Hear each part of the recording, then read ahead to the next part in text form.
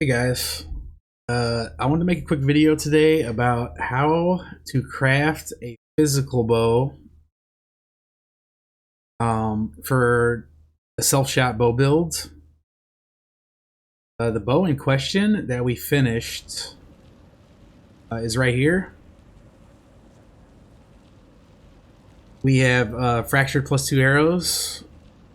We have T1 flat. We have T5 hybrid Phys. We have Ace-Link Phys. T1 attack speed, and then we finished it with the benchcraft for crit chance, strength, intelligence.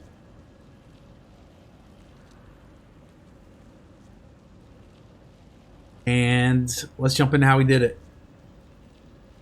So the first thing you need to do is you need to fracture +2 arrows onto a bow.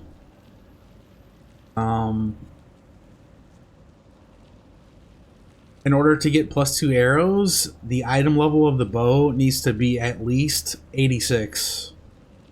There's a couple ways you can go about getting an 86 or higher base.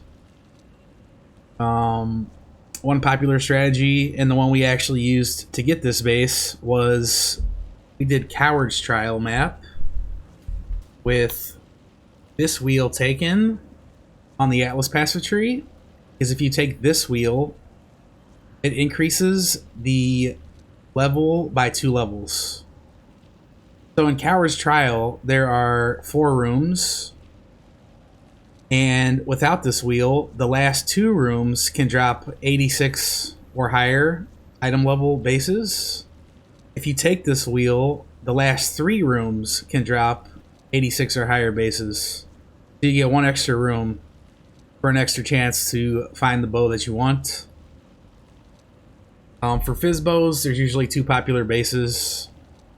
It really just depends on which one you want to use. There's a thicket bow and there's a spine bow. There's pros and cons to both of the bows. The thicket bow has higher base attack speed. It has a tighter damage range, but the damage range is lower.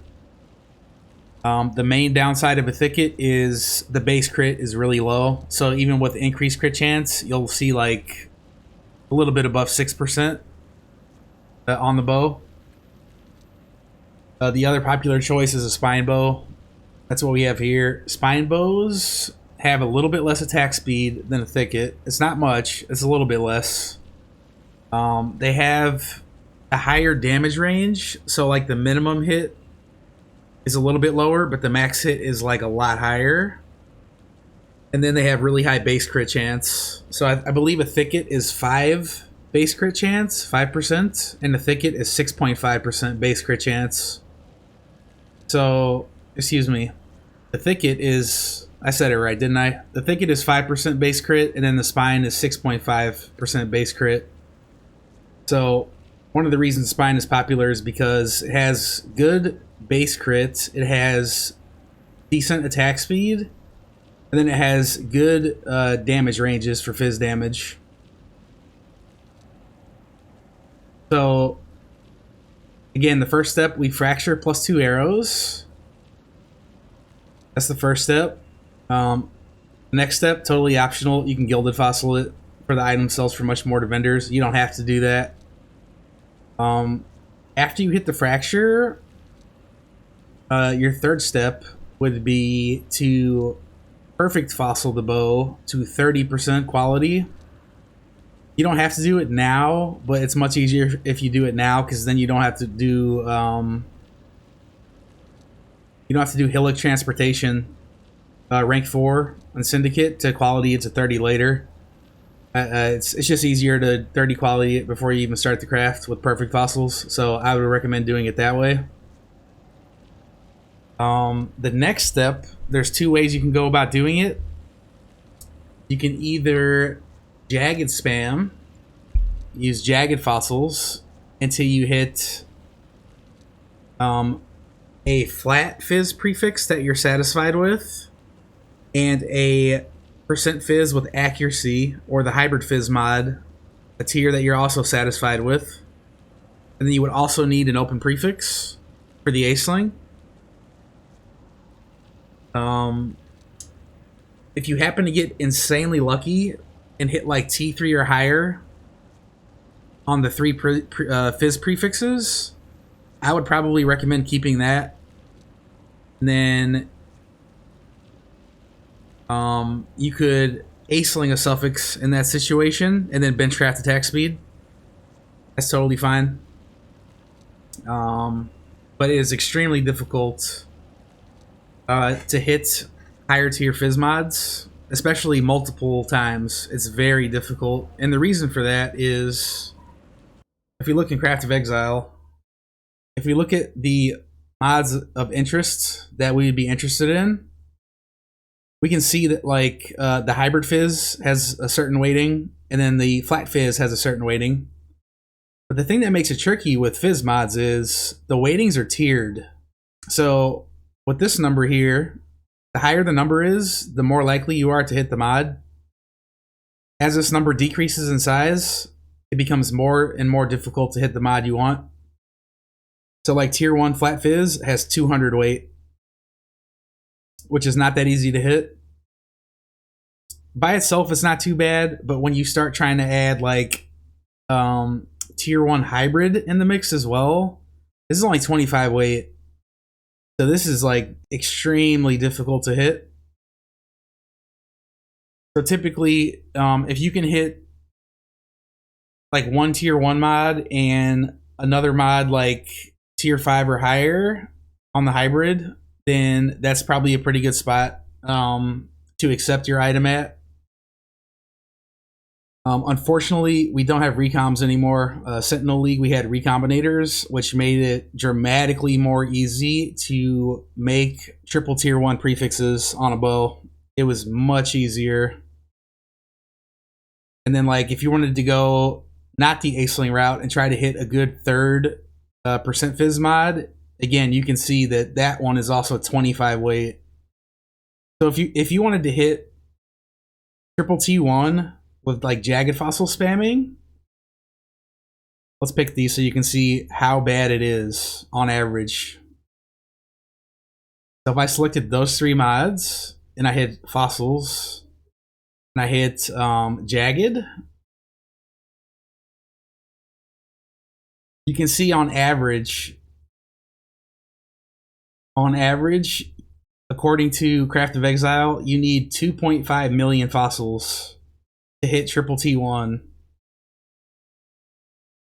which I'm pretty sure the number is higher than this, but I don't know if Craft of Exile can even compute it properly. When you have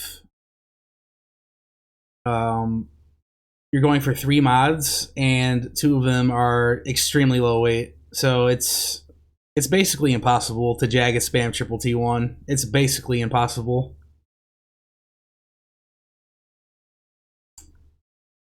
So that's how you would try to get prefixes for jagged spamming. You're looking for like high tier flat and high tier hybrid. Alternatively, you can essence spam. So you would take a deafening contempt essence, which is this right here. On a 2-handed weapon, this basically adds and guarantees a flat Phys roll or flat Phys mod, and the number of that low and high for the flat Phys is between tier 2 and tier 1. It's a little bit better than tier 2, but it's a little bit worse than T1. So you could spam these until you get good hybrid percent Phys with accuracy with an open prefix. That's the other method, deafening essence of contempt. So after you have those 2 things, the next step is to A-sling the bow, which we do here.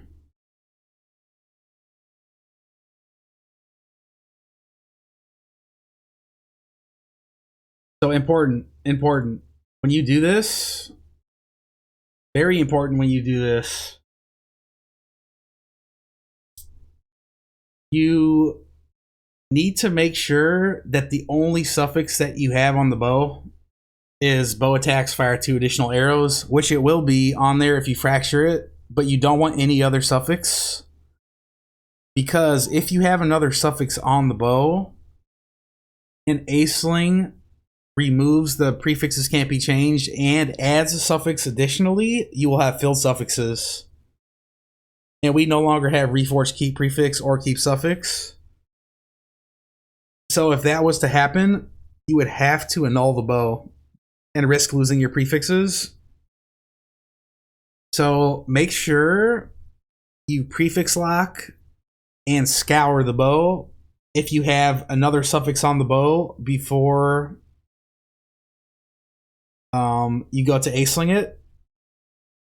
If you have another suffix, you need to prefix lock scour it, so bow attacks fire 2 additional arrows is the only suffix. That guarantees that you do not accidentally fill your suffixes. So basically what we're looking for here is we're looking for a prefix veiled modifier. And we're going to try to get one here through asling.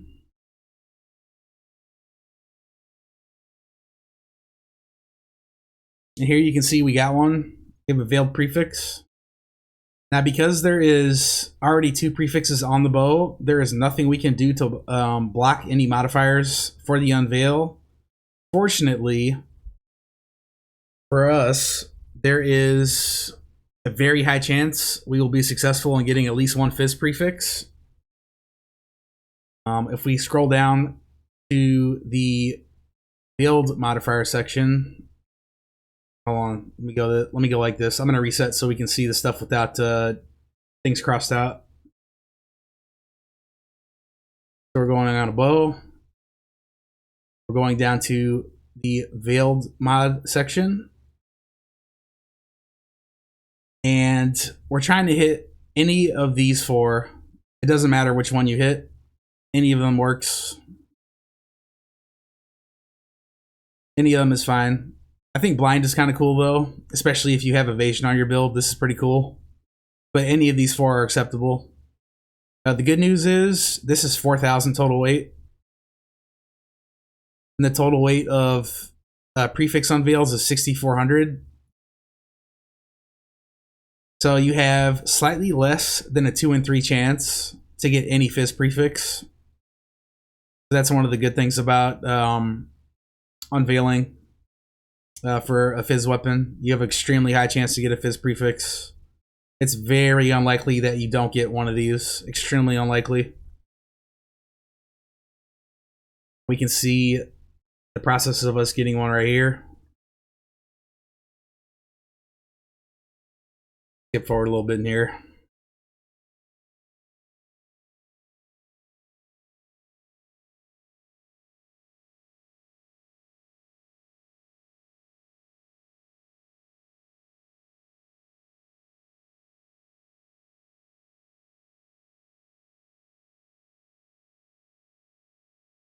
And you can see there, we got the Phys damage with a chance to blind. Again, any of the Phys prefixes, the hybrid Phys asling mods is acceptable. They'll all work. It doesn't matter which one it is. So after we have prefixes complete, the next step is to prefix lock the bow and then Aug Speed. Now this is kind of tough because you need one of the Oshabi life forces, and you also need 20,000 of the yellow life force to do it one time. So it's very expensive. I know the yellow life force in Trade League is the most at the moment.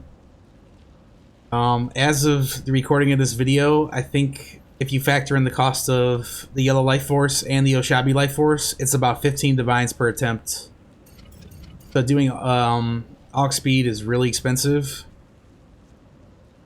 It's very expensive, and we can look in Craft of Exile really quickly to see what our chances are.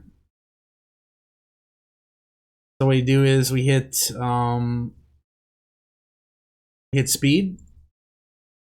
And we look at our suffixes, because our prefixes are already complete. And we're Aug speeding the bow with prefixes can't be changed. Because the current way augments work is it adds a modifier but also removes one. So if we Aug Speed the bow with prefixes can't be changed, then we can't lose our prefix. And there are two groups for attack. Trying to get the attack speed. We have attack speed group and we have prod speed group. So each of the prod speeds are equally weighted. We don't want any of these. We're aiming to get attack speed. I would say that getting T3 or higher is totally acceptable because benchcrafted attack speed is the same as T3. So if you can get T3 or higher, that's fine. I don't know why they did this also, but they made tier 2 and tier 1 attack speed be half as likely to hit. I don't know why they did this. It's just harder to get them. Harder to get tier 2 and tier 1 attack speed. Your odds for getting either one of these, the way we find the odds is we pull up a calculator. We add the total weight of mods we can hit with the Aug Speed, which is 4,000 plus 5,000. That's 9,000. We're trying to get tier 3 or higher, so we add the weight of T3, T2, and T1. So that's 2,000 weight. We take that number divided by the total weight, which was 9,000.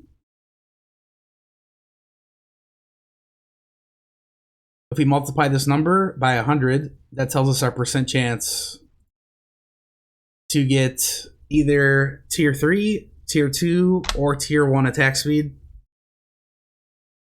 If you were going for just tier 1 only, you would take 500 divided by 9,000 and then multiply that by 100. And you have about a 5.5% chance to get tier 1 attack speed. Tier 1 or tier 2 would be about 11% for either one. And you can see the process of us doing an Aug Speed here. I will say this, it took us 2 attempts to get our attack speed, and I would say we were extremely lucky to get tier 1 attack speed. Extremely lucky. It took 2 tries though. The first time we got projectile speed. Also, let me mention this, what we just saw here too. The bow has projectile speed on it right now. It does. That was the first Aug Speed we did. When you go to do another Aug Speed, if you miss, you need to prefix lock and scour the bow. Because if you don't, you risk filling your suffixes. And if you fill your suffixes, then you can't guarantee that you remove any of the suffixes because there's no more keep prefix or keep suffix anymore in Harvest.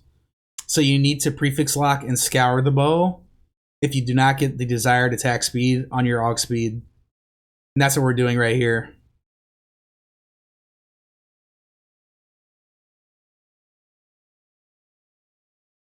So again, we put prefixes can't be changed back on there, so our prefixes are safe. We go in for an Aug Speed. This is the second attempt.